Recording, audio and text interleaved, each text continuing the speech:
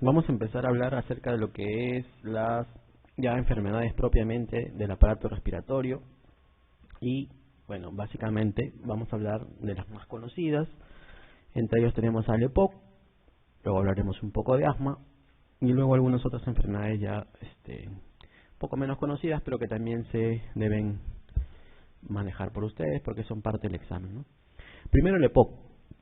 Entonces el EPOC son pues siglas que significan E de enfermedad, P de pulmonar, O de obstructiva y C de crónica, ¿no? Enfermedad pulmonar obstructiva crónica. Entonces, al decirnos que es una enfermedad crónica, nos está diciendo que es una enfermedad pues que no tiene un tratamiento de curación, un tratamiento curativo, y que es una enfermedad que progresa y que avanza insosteniblemente hasta que el paciente obviamente llega a la insuficiencia respiratoria en algunos casos y en algunos casos a la muerte también, ¿no? Es causada por el tabaco básicamente, pero también hay otras sustancias que producen EPOC, como por ejemplo la leña, el humo de leña, los ambientes que están contaminados con humos de biomasa, por ejemplo, no solamente leña, y también algunas fábricas que producen algunos gases tóxicos, algunas partículas tóxicas que también pueden producir EPOC. Pero la gran mayoría de pacientes con EPOC siempre han tenido un antecedente de haber fumado cigarrillo o tabaco, ¿no? A diferencia de los fumadores, o sea, los fumadores, por ejemplo, puede ser que fumen mucho, pero no necesariamente hagan EPOC. Pero sí, cuando uno ve a los pacientes con EPOC, digamos que un 80-90% tienen antecedentes de haber fumado. Entonces, no es lo mismo que un fumador haga EPOC a que un EPOC sí tenga como antecedente el fumar, ¿no?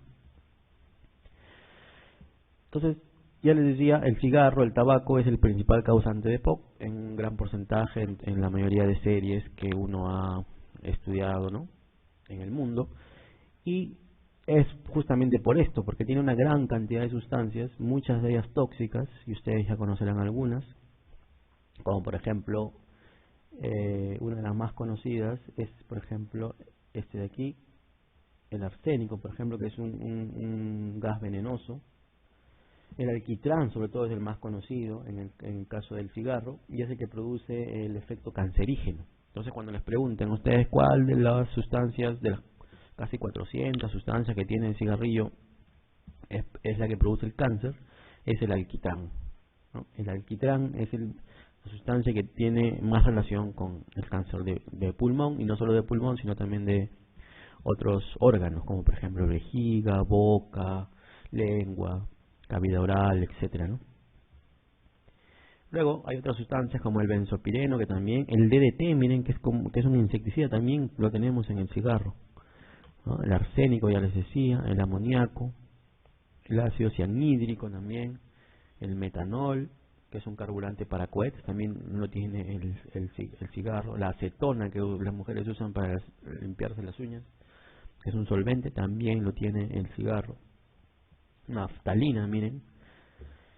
Y bueno, los otros dos más conocidos también son la nicotina, que es utilizada como un herbicida, pero la nicotina es la sustancia, y esa es otra de los tics que les estoy dejando, es la sustancia que produce la dependencia en el paciente que fuma. ¿Ya? Entonces, cuando les pregunten cuál es la sustancia que produce dependencia en el paciente que fuma, es la nicotina. Quien produce cáncer es el alquitrán. Quien produce problemas de tipo cardiológico por el cigarrillo, el monóxido de carbono, que es la otra sustancia también presente en esta autopsia del cigarro, ¿no? El monóxido de carbono es un gas que viene de la mala combustión del carbono, a veces está en los tubos de escape de los carros, bueno, pero también aquí en esta mala combustión que se produce el carbono con el oxígeno, se produce monóxido de carbono, y es el que a la larga trae las consecuencias cardiovasculares en un paciente que fuma. Aquí, por ejemplo, vemos un pulmón normal y un pulmón de un paciente fumador, y miren el color, ¿no? Es que tan negro, y de verdad se ponen negros, plomos, porque el alquitrán, los benzopirenos y todas esas sustancias que les he mencionado, pues se pegan al pulmón. Miren, por ejemplo, aquí un cáncer de pulmón acá abajo, ¿no? Tan como se pone de negro el pulmón cuando presenta un cáncer, ¿no? Entonces, todo lo nefasto que puede ser el cigarro, es en realidad está visto aquí en estas piezas de autopsia, ¿no? El tabaco, les decía, tiene más de 4000 sustancias, de ellas, ya les decía, las principales son la nicotina, los alquitranes y el monóxido de carbono, ¿no? 200 son venenos conocidos y 60 son cancerígenos, pero principalmente el alquitrán y los benzopirenos son las sustancias más cancerígenas que existen. La dependencia física, ya les decía, es producida por la nicotina, que es la sustancia que produce la dependencia. Por eso que ahora han creado cigarrillos de nicotina. No sé si han visto, ¿no? Electrónicos. Y bueno, ya la OMS y la OPS están diciendo que no se sabe cuál será el efecto de usar solo nicotina nada más y ya no usar las otras sustancias, ¿no? Porque no se han hecho estudios para saber qué efecto tendrá también el usar solo nicotina, ¿no? También probablemente va a haber dependencia, pero podría haber algún otro efecto. En teoría, obviamente usar solo nicotina y no tener alquitrán, monóxido de carbono, se supone en teoría que es, digamos, más beneficioso, ¿no? Patología tumoral, les decía, los alquitranes en la cabeza, benzopirenos también y las nitrosaminas, ¿no? Como causantes de los cánceres que produce el humo del tabaco.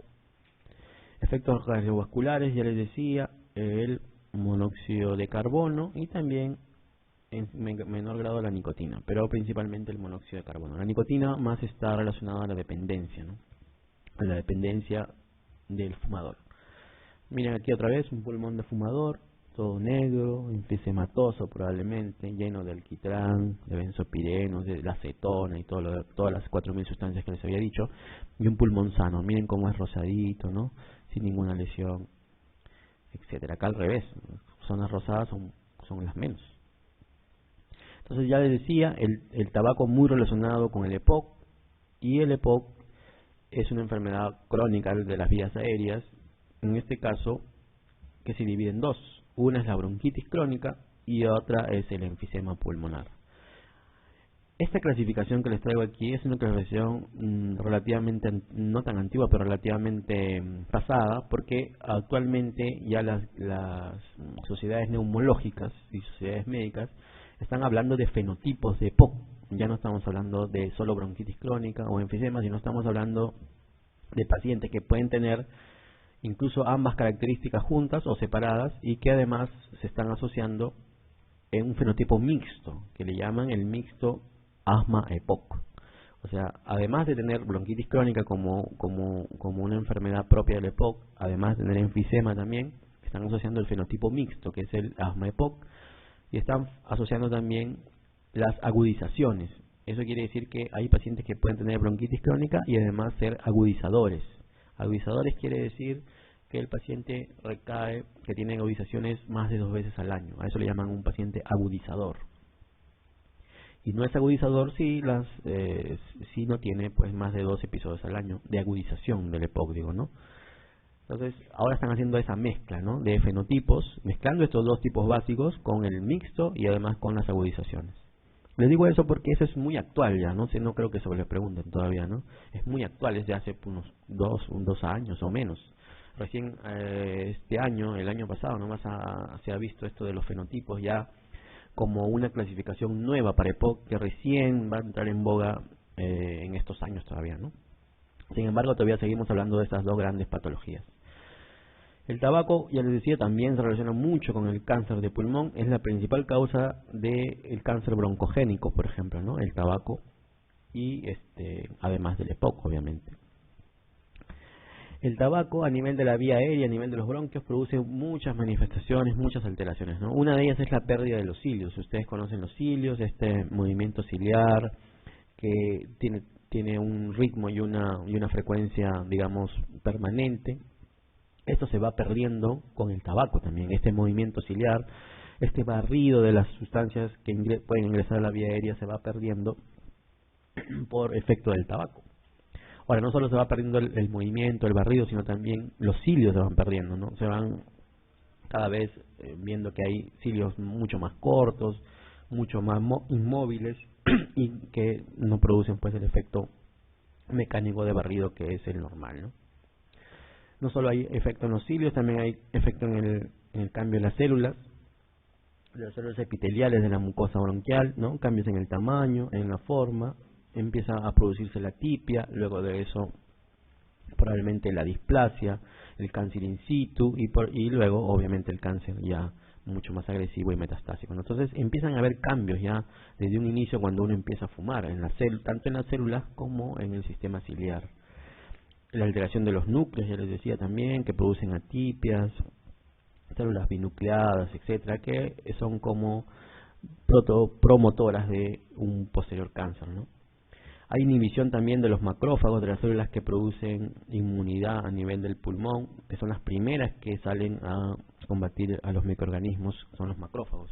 También hay una inhibición de la acción de estos macrófagos y por lo tanto las infecciones en estos pacientes que fuman se hacen más frecuentes y por eso que los EPOC se exacerban también muchas veces. El tabaco también aumenta la resistencia de la vía aérea y esto se produce por un fenómeno de EPOC, ¿no? Cuando existe pues el enfisema pulmonar, existe bronquios que se van cerrando conforme se va perdiendo pues este tejido elástico que es el que produce el enfisema y la vía aérea se va pues constriñendo, se va cerrando y eso aumenta la resistencia en la vía aérea, ¿no? La resistencia a la vía aérea también aumenta por la cantidad de moco que se produce cuando uno fuma, pues, ¿no? Cuando uno fuma existe una gran cantidad de moco, las células caliciformes empiezan a producir gran cantidad de moco y eso también, más el cierre de la vía aérea, produce aumento de la resistencia en esta vía, ¿no? Hipertrofia, les decía también, de las glándulas bronquiales que producen gran cantidad de moco, constricción del músculo liso que es estimulado por el humo del tabaco, ¿no?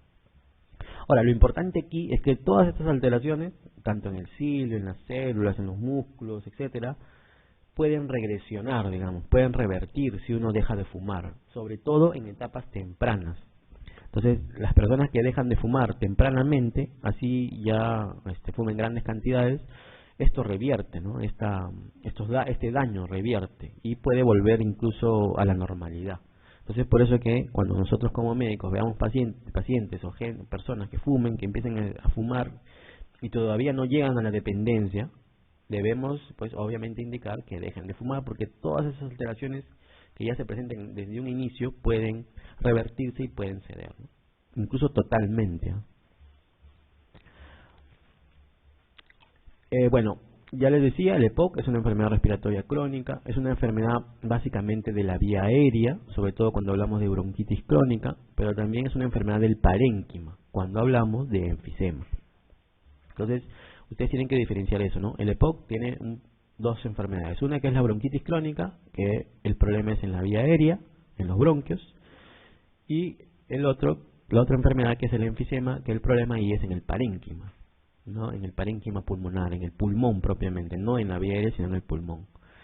¿Cuál será más dañina? Obviamente el enfisema, porque es un daño ya del parénquima, un daño estructural, un daño del tejido elástico que se va rompiendo y que va haciendo que estos alvéolos se empiecen a juntar, estos sacos alveolares empiecen a juntarse y forman grandes cavidades, digamos, que atrapan aire y que hacen que el paciente tenga pues la disnea que es característica en los pacientes con enfisema, ¿no? Tos y expectoración y más disnea son los síntomas principales del EPOC. Cuando decimos tos y expectoración, básicamente decimos que el paciente probablemente tenga bronquitis crónica, y cuando decimos disnea, estamos hablando más de un paciente con enfisema. Entonces, ahí también es la diferencia entre uno y otro, ¿no? La sintomatología. Los pacientes enfisematosos son más disneicos. En cambio, los pacientes bronquítico crónicos son más tosedores y son más broncorreicos, o sea que tienen bastante expectoración, ¿no? A diferencia de un enfisematoso que es más disneico. En el caso del enfisema, les decía, existe destrucción del parénquima, esto lleva a alteración de la funcionalidad respiratoria también, y uno cuando hace una espirometría va a ver pues que hay alteración en la espirometría con un patrón obstructivo no reversible o poco reversible cuando uno hace una espirometría, ¿no? Y también obviamente existe un descenso del FEX1. El FEX1 es un valor un flujo que se mide en la espirometría y que normalmente cae después de los 50 años, va cayendo más o menos 30 mililitros por año. Eso es lo normal, eso es lo fisiológico, digamos. Un paciente con EPOC, que ya tiene EPOC, este descenso va a ser mucho más marcado, va a caer incluso hasta 3 veces más, 90 mililitros por año. y va declinando cada vez más y cada vez más, y obviamente que la función pulmonar cada vez más se va deteriorando, ¿no? Si uno deja de fumar, este declive, esta declinación acelerada del FEV1 incluso puede ceder y puede volver a la declinación normal de un paciente que no fuma, pero siempre y cuando deje de fumar. Entonces, por eso que siempre, así sea una etapa ya avanzada del fumador, debemos decirle a este paciente que deje de fumar, porque el descenso acelerado del FEV1 es muy marcado si es que sigue fumando, pues, ¿no? El tratamiento del EPOC, entonces, por eso, por todo lo que les he dicho, es básicamente dejar de fumar. Ya les decía, es una enfermedad crónica, no tiene una cura, sí tiene un mantenimiento, un tratamiento de mantenimiento, un tratamiento sintomático básicamente. No hay un tratamiento que me cure. Obviamente sí me va a aliviar, me va a disminuir los síntomas, me va a hacer que tolere yo mejor el ejercicio, etcétera, pero no es curativo. Entonces lo ideal aquí es el paciente deje de fumar desde etapas iniciales e incluso etapas avanzadas. Se ha visto que si uno deja de fumar, la supervivencia aumenta, el paciente vive más si deja de fumar, o sea, vive muchos más años, a pesar que ya sea un fumador empedernido, un chino en quiebra, ¿no? No importa, pues si deja de fumar, va a vivir más años, igual. Yo siempre le digo a mis pacientes, no, si usted ya fumó, señora, ya prendió la mechita y eso va a seguir, y en algún momento le va a explotar en la cara el petardo, ¿no? Entonces usted deje mejor de fumar ahora, porque si no, en cualquier momento eso explota. Otros me dicen, doctor, pero yo fumaba hasta hace 10 años fumaba, pues, y fumaba bastante, 2 cigarrillos diarios, doctor, pero fumé 10 años nomás, de ahí, hace 10 años ya no fumo. Aunque a veces me voy a una fiesta y fumo de nuevo. Pero señora, digo, usted debe de ya dejar de fumar, porque lo único que usted está haciendo es, usted prendió la mecha ya, y usted está tratando de apagarla por momentos, ¿no? La apaga y de nuevo la vuelve a prender, la apaga y de nuevo la vuelve a prender. Entonces es lo mismo, le digo, ¿no? Tiene que dejar de fumar totalmente, radicalmente, para que esa mechita se vaya apagando solita, ¿no? Si es que en algún momento se apaga también. Entonces, al decirles eso, el paciente ya más o menos le entiende y, bueno, deja de fumar. Eso también depende de la voluntad, ¿no? Al dejar de fumar, disminuimos la pérdida acelerada del FEV1, que ya les decía, mejora rápida de los síntomas, ya no hay mucha tos, esa tos de fumador que ellos dicen que es normal según ellos, ¿no? Según ellos, no, solo tengo tos de fumador, nada más. Eso no es normal, ¿no? Tos de fumador ya no es normal, eso ya es un EPOC. Una bronquitis probablemente crónica, expectoración que disminuye también. Y esto de acá es importante, la obstrucción de las vías aéreas pequeñas se revierte si uno deja de fumar. Eso es importante, se revierte si uno deja de fumar. O sea, la alteración funcional también revierte. Y eso, aunque dejen de fumar ya incluso de gran edad, ¿no? Incluso mayor de 65 años, luego de haber fumado mucho tiempo, y si todavía tiene una obstrucción precoz en la pequeña vía aérea, si el paciente deja de fumar, eso revierte y la funcionalidad se vuelve normal. Este de aquí es para hablarles un poco de el acino pulmonar, que es la unidad funcional del pulmón. Ustedes saben que el acino pulmonar está compuesto por, aquí vamos a ver, un lobulillo secundario, que es este de acá, el LS, y un lobulillo primario, que es el LP. Aquí tenemos los bronquiolos ya, acá estamos en la etapa de bronquiolo. Hasta aquí tenemos el bronquiolo terminal, el BT, bronquiolo terminal. Luego viene el bronquiolo respiratorio, el BR. Luego acá hay un alveolito, miren, y aquí esto es muy importante. La diferencia entre un bronquiolo terminal y un bronquiolo respiratorio es la presencia de alveolos. Esa es la única diferencia, porque ambos son tubos igual, que llevan aire. La diferencia es que el bronquiolo terminal es un tubo o una vía aérea de conducción del aire nada más. Aquí no hay intercambio porque no hay alveolo. En cambio el bronquiolo respiratorio ya es un conducto que tiene alveolos, y aquí los vemos, son pequeños. Entonces aquí hay intercambio ya de gases, a través del alveolo obviamente, ¿no? Entonces esa es la diferencia entre uno y otro. El tamaño es casi el mismo. Ambos son vías aéreas pequeñas, ambos tienen menos de 2 milímetros. La diferencia es la funcionalidad. El respiratorio respira, digamos, tiene alveolos, y el terminal solo es de conducción. Bueno, luego del terminal sigue el respiratorio, luego sigue los conductos alveolares, luego los sacos alveolares y la gran cantidad de alveolos que tenemos en cada pulmón, ¿no? El lobulillo pulmonar primario está compuesto por el bronquiolo respiratorio y lo que le sigue después, o sea, el saco alveolar y el conducto alveolar y también los alveolos. Y en cambio el lobulillo secundario tiene bronquiolo terminal, y también esa es la diferencia entre el primario con el secundario. El primario solo tiene respiratorio y el secundario tiene bronquiolo terminal y todo lo que le sigue de más, ¿no? O sea, bronquiolo respiratorio, conducto alveolar, saco alveolar y alveolos. El acino, y eso también es una pregunta de examen, es la unidad funcional, solo se conforma desde el bronquiolo respiratorio para abajo, porque es la unidad funcional, pues. O sea, el acino no tiene bronquiolo terminal, porque el bronquiolo terminal es conducción nada más. El acino es la unidad funcional, que quiere decir que hay intercambio de gases. Para que haya intercambio de gases tiene que haber alveolo, para que haya alveolo tiene que haber ya bronquiolo respiratorio. Entonces el acino está compuesto por el bronquiolo respiratorio, el final del bronquiolo terminal, pero no es parte del acino, digamos que es ahí empieza, digamos, ¿no? Al terminar el bronquiolo terminal empieza el acino, el bronquiolo respiratorio, el alveolo y todo lo demás ya es parte del acino, ¿no? Ya es la unidad funcional. Esto es importante saber por el enfisema. El enfisema se produce aquí justamente, en estos sacos alveolares, en esta zona de alveolos, ¿no? Que lo que pasa es que se altera pues ese tejido intersticial que sostiene estos alveolos, y estos sacos alveolares, en vez de ser así más o menos pequeños, se van juntando de a 2, de a 3 y van formando estos grandes sacos de aire que retienen aire y que producen el enfisema, ¿no? En algunos casos es el enfisema, por ejemplo, centroacinar, paracinar. Bueno, son tipos de enfisema que ya es más para neumólogo, por ejemplo, para saber exactamente el sitio donde se produce el enfisema, ¿no? Entonces, sigamos con el EPOC. El EPOC, ya les decía, es una enfermedad de las vías aéreas, una enfermedad obstructiva de las vías aéreas, progresiva, que no tiene cura, que avanza, que no es irreversible, digamos, y que obviamente es causada por el humo de tabaco y por otras sustancias. ¿Cómo hacemos el diagnóstico? El diagnóstico se hace por clínica, pero el diagnóstico objetivo, el diagnóstico, digamos, mejor, se hace a través de una espirometría, que es una prueba de función pulmonar. La espirometría lo que va a hacer es pues medir la obstrucción de la vía aérea, ¿no? Y en este caso la obstrucción es no reversible, a diferencia del asma, que es una obstrucción reversible.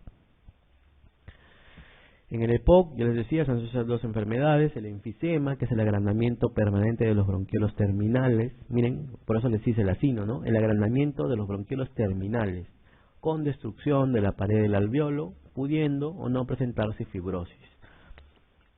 Básicamente el enfisema no tiene fibrosis, no confundan EPOC con fibrosis, son cosas diferentes. Pero en algunos casos podría haber también algún cierto grado de fibrosis asociado al enfisema, ¿no? Esta alteración de la vía aérea produce pues colapso en la vía aérea, y esto es lo que lleva a la larga a los síntomas de falta de aire y de disnea, ¿no? La bronquitis crónica, en cambio, no es una enfermedad del parénquima, sino es una enfermedad del bronquio. Es una enfermedad que produce inflamación en los bronquios, una inflamación crónica de los bronquios, pero que es de tipo neutrofílico, ¿no? A diferencia del asma, que es una inflamación eosinofílica. Por eso que en el asma los corticoides tienen alguna razón de ser. En cambio, en el EPOC, un corticoide no tiene mucha razón de ser, porque la inflamación es neutrofílica. Los corticoides no actúan a nivel de los neutrófilos, ¿no? Esta inflamación de los bronquios hace que se reduzca el flujo de aire que entra y que sale de los pulmones, y por lo tanto aumenta la resistencia en la vía aérea, y esto lleva obviamente a mayor obstrucción de la vía aérea y también a grandes secreciones de moco por las glándulas, en este caso mucoides, o glándulas que producen secreción mucosa, y esto a la larga es un círculo vicioso que lleva a mayor obstrucción de la vía aérea y obviamente a los síntomas de tos y expectoración que son característicos de la bronquitis crónica. Antiguamente a la bronquitis crónica le llamaban el soplador azul, ¿no? No sé, antes ustedes han escuchado, y al enfisema le llamaban el soplador rosado. También es un término antiguo, pero algunas veces preguntan así: el soplador azul es el bronquítico crónico, el soplador rosado es el enfisematoso. Característicamente, ya está el fenotipo del bronquítico crónico: es un paciente con sobrepeso, es un paciente obeso, generalmente no tan anciano, de 50 años, Y lo característico aquí es la expectoración, como les decía, expectoración abundante, ¿no? Son pacientes que tosen mucho, que tienen una expectoración abundante, pero que tienen una disnea que es muy tardía. O sea, al inicio de la enfermedad la disnea no es muy marcada, es muy leve, pero sí la tos y la expectoración, ¿no? Existen cambios en la radiología que pueden verse, claro, porque hay pues secreción de moco, hay tapones de moco. Frecuentemente puede aparecer el core pulmonar y miren, el test de difusión mayormente no se altera, ¿no? Hay una alteración muy leve del test de difusión. Y esto se explica porque en la bronquitis crónica es un problema de vía aérea. El test de difusión solo mide parénquima, ¿no? O sea, el test de difusión mide la difusión de oxígeno en el parénquima, no en la vía aérea. Por lo tanto, los bronquíticos crónicos tienen un test de difusión o test de DLCO normal, prácticamente normal.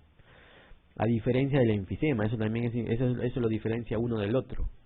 En cambio, en el enfisema el test de difusión sí está alterado. ¿Por qué? Porque en el enfisema el problema es parenquimatoso, el problema es en la zona del alveolo, entonces en la zona justo del intercambio de gases.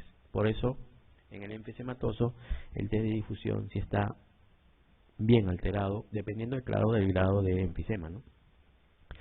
En este soplador rosado, generalmente ya no es como el anterior, ya no es gordito, sino más bien es flaquito, es asténico, es un poquito de mayor edad y tiene poca expectoración, miren, o poca tos, pero sí tiene una disnea precoz, y eso es lo que caracteriza el enfisema, la disnea.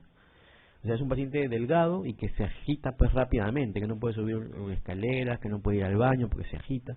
Ese es un enfisematoso.